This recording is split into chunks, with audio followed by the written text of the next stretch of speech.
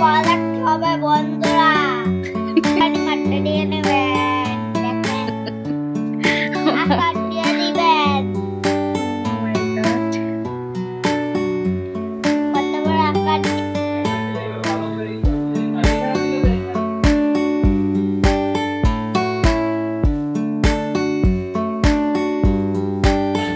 আসসালামু আলাইকুম এভরিওয়ান, সবাই কেমন আছেন? আশা করি সবাই ভালো আছেন। ঘুম থেকে উঠে মেয়ের আবদার, মেয়েকে রেস্টুরেন্টে নিয়ে যেতে হবে। কোথায় যাব? বিদেশে। বিদেশে যাব, চলো যাই। তাই মেয়েকে খুশি করার জন্য মেয়েকে নিয়ে চলে গেলাম রেস্টুরেন্টে। এই যে আমরা কিন্তু আমাদের বাসার পাশেতে এসেছি, প্যারিস বাগেটে। এখানে কিন্তু সে এসে খুবই মজা পায়, কারণ এখানে সবাই তার অনেক পরিচিত। এসে বলছে যে রেশমি বার্গারটা সে সবসময় পছন্দ করে, এখান থেকে সে নিয়ে যায়। এই যে এখানে একটা অর্ডার দিলাম। আর হচ্ছে বুটটার যে একটা চকলেট, এটাও সে অনেক লাইক করে। অনেক দিন যাবৎ হয় তাকে এগুলো দেওয়া হচ্ছিল না, পরীক্ষার চাপে বাসায় বিকেলবেলা একটু পড়তে বসানো হয়। বাট আজকে ঘুম থেকে উঠে মেয়ে বলছে আমি আজকে রেশমি বার্গার খাবো আর বুটটার চকলেটটা খাবো।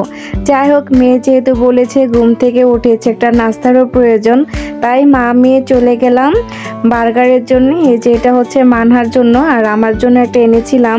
বাট আমার তো এসব খাবার খাওয়া একদম সম্পূর্ণ নিষেধ। তারপর আজকে একটা বাইট দিয়েছি। আসলে যেটা খেয়ে অভ্যস্ত সে লুপ্ত সহজে সামলানো যায় না, কি বলেন? আর এই যে মেয়ের জন্য এই চকলেটটা নিয়ে এসেছি।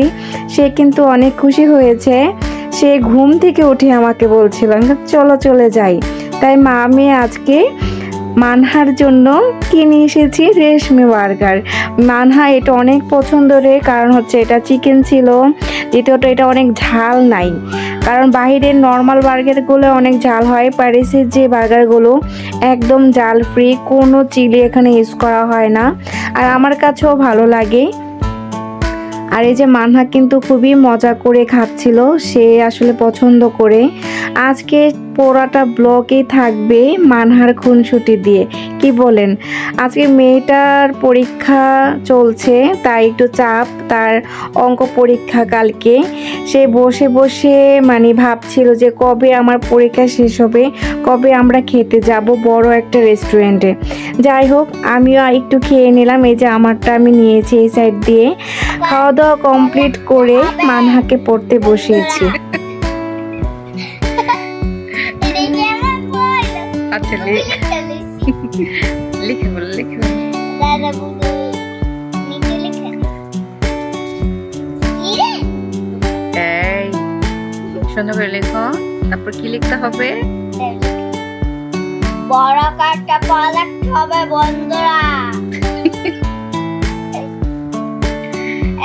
বড় কাঠটা পা রাখতে প্রথম আপনারা একটুখানি মাঠটা দিয়ে নেবেন, দেখেন আকার দিয়ে দিবেন।